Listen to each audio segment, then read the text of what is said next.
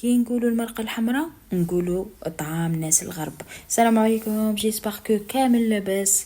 مرحبا بكم في الفيديو. قبل كل شيء دير ابوني، اشتركي في القناه وديري جيم وزيدي كومونتير. هنايا نبداو الطعام تاعنا مع كسكس ماما. هنا نديرو الكيلة حسب الافراد العائله، نغسلوه خطره واحده ونقيسو الماء الزايد ونعاودو نديرو الماء حسب قيس الطعام قيس الماء. هنا شوفوا راني مخليته هكاك باش يشرب، مخليته باش يشرب الطعام.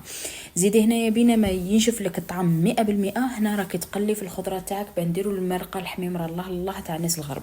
هنايا ديري الدجاج حسب افراد العائله مع البصل هذا حتى يدبل لك البصل ويتكرمل. زيدي لا طوماط كونسونطري، هنا درت 2 مغارف كبار تاع لا طوماط كونسونطري، وزدت رميت الخضره اللي كاينه متوفره عندي وقليتها بيان ودرت لي زيبيس. انا عندي كركم في كل محضر يحضر. هنا بعد ما نشف لي الطعام 100%، هنا راح نفتحه بالزيت، حليه كامل بالزيت باه يبقى لك على حبه وما يتعجلكش.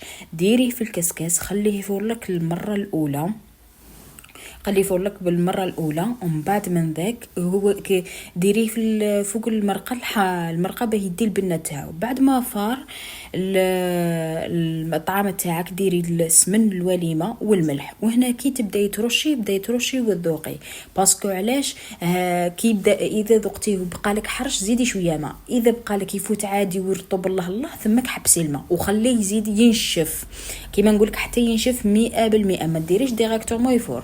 هنا جبت البولي تاعي ودرته في الار فراير مع شويه زبده حمرته، وهنا نديروه بعد ما نشف نديروه يفور بوغ لا دوزيام فوا فوق الزبيب.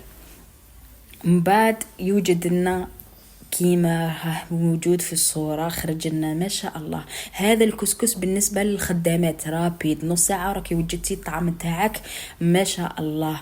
شوفوا الجو تاعو انكرويابل. انا معروفة بالطعم تاع الشباب، فرحوني بجيم وكومونتير.